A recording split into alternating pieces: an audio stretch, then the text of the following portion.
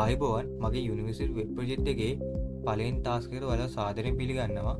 මම අද ඉදිරිපත් කරන ස්කිල් ෂොප් කියන ප්ලැට්ෆෝම් එකේ මූලික අඩිතාලම දාපු විදිහයි. මොකද්ද මේ ස්කිල් ෂොප් කියන්නේ? වර්තමාන ඩිජිටල් ආර්ථික ඇතුලේ තමන් සතු හැකියාවන් විකුණන්න සහ මිලදී ගන්න විශ්වාසවන්ත තැනක් අවශ්‍ය වෙනවා.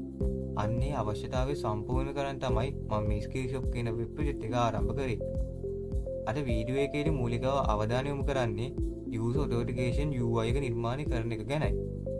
මේකෙදි HTML, Tailwind CSS සහ JavaScript භාවිතා කරලා තියෙනවා. ඉතින් මේ ඔයාලට වෙබ්සයිට් එකේ ඩිස්ප්ලේ වෙන්නේ මේකේ front end UI එකයි. මේකේ code base එක ගැන කතා කරොත් මම මේකේ coding site එකට ID එකක් විදිහට use කරේ Visual Studio Code කියන ID එකයි. ඉතින් ඔයාලට පේනවා මම හදාගත්ත index.html, script.js සහ style.css කියන ෆෝල්ඩර්. ඉතින් මේකෙදී අපි මුලින්ම layout එක ගැන කතා කරොත් අපි index.html පැත්තට යමු. මේකෙදි මම ඔයාලා කලින් කිව්වා වගේ Tailwind CSS තමයි use කරලා තියෙන්නේ. මේකෙදි Tailwind CSS CDN එක තමයි use කරලා තියෙන්නේ. ඔයාලා පේනවා script එක ඇතුලේ Tailwind CSS එක CDN එකක් විදිහට link කරලා තියෙනවා මෙතන. හරි, දැන් අපි බලමු layout එක responsive වෙන්න මම පාවිච්චි කරලා තියෙන Tailwind CSS classes මොනවද කියලා. මුලින් පේන ඇති ඔයාලට මේ මම body class එක ඇතුලේ දාලා තියෙනවා min screen එක සහ flex item center and justify center. මේකෙදි වෙන්නේ display size එක සහ form එක හරියටම මැදට center කරන එකයි. ඒ වගේම පසුබිම ලස්සන කරන්න මම classes සහ පසුබිමේ ලස්සන guardian එකක් දෙන්න bg guardian home blue එක දීලා තියෙනවා. ඒ class පාවිච්චි කරලා මේකේ ලස්සන UI එකක් සහ ඉතාම ප්‍රොෆෙෂනල් සහ මොඩර්න් පෙනුමක් ලැබෙනවා. මේකේ form structure සහ input field ගැන කතා කරොත් එහෙම මම මෙහිදී out container එකක් නිර්මාණය කරලා ඒකට shadow 2x සහ rounded 1x class දුන්නා. එතකොට මේ හදලා තියෙන්නේ මම form container එක සහ sign in form එකට දාලා දේවල්. මේ email input එක සහ email එකේ address එක ගහන්න පුළුවන් සහ field එකේ type එක ගැන මේ විදිහට මම code කරලා තියෙනවා. මීට අමතරව මෙතන තියෙනවා password input එක සහ password එක visible කරන toggle එක සහ ඒ අදාළ forget password and remember me කියන option ටික මෙතන add කරලා තියෙනවා. ඔයාලා පේන්නේ බටන් එකක් දාලා තියෙනවා. මෙතනදී password එක ගැහුවා පස්සේ ඒක password එක පෙන්නන්න සහ hide වෙන්න අදාළ toggle එකක් විදිහට දාලා තියෙනවා.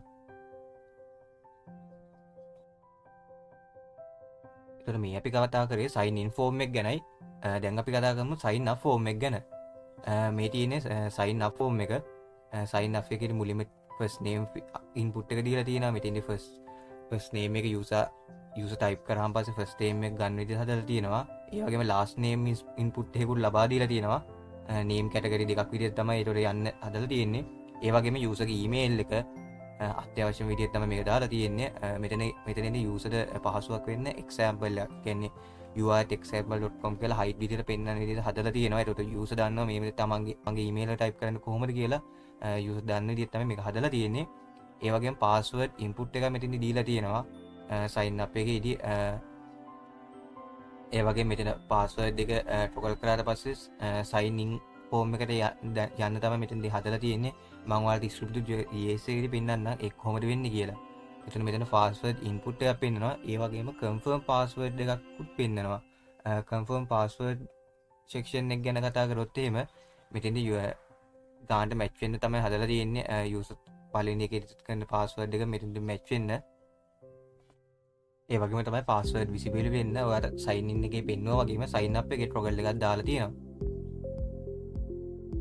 මෙතෙන්දී පෙන්නනවා ඔයාලට මේ තියෙන හදාගත්ත account type selection කියන field එක. මේකෙදි පුළුවන් user තමන් buyer කෙනෙක්ද නැත්නම් sell කෙනෙක්ද කියලා skill buyer and skill seller කියලා section දෙකක් තියෙනවා. මේකෙදි user පුළුවන් ඒ දෙකෙන් එකකට select කරන්න. select එකක් විදිහට තමයි දීලා තියෙන්නේ. ඒ වගේම terms and condition and මෙතෙන්දී තියෙන්නේ create account button එක විදිහට මම create කරලා තියෙනවා. create කරාට පස්සේ යන්න ඒ වගේම මෙතන මම div එක දාලා තියෙනවා branding එක copyright එක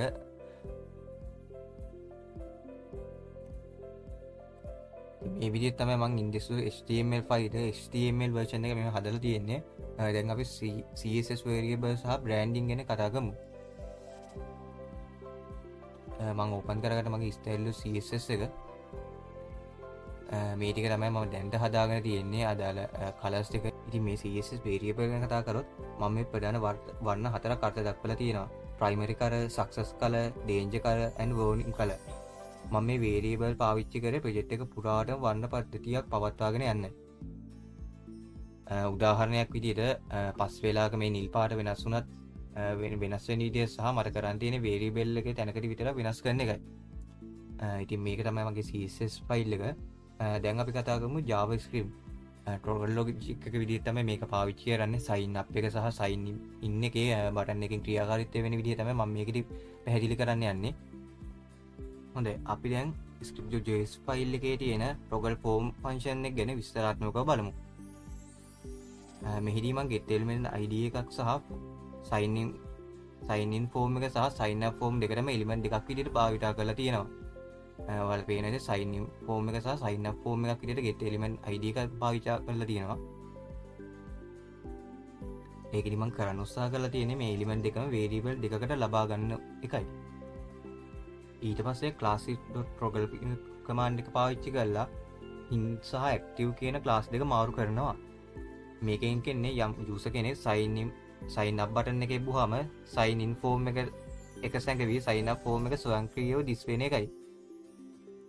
සරලව form දෙක switch වෙන එක තමයි මෙතනදී වෙන්නේ. ඒ වගේම තවත් වැදගත් අංකයක් තමයි toggle password function එක. මෙහිදී check කරනවා input password එක password කියලා. එහෙම නැත්නම් text එකක් විදිහට මාරු කරලා user තමන් ගහ password එක බලා ගන්න වගේම අවස්ථාව ලබා දෙනවා.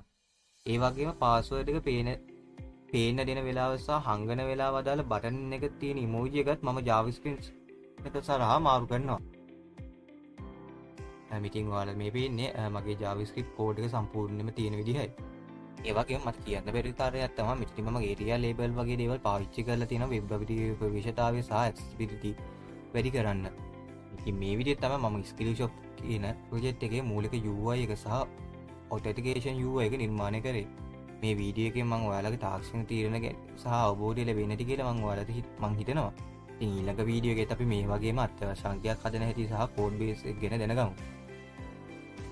එහෙනම් මේ වීඩියෝ එක බලපුවට බොහොම ස්තුතියි.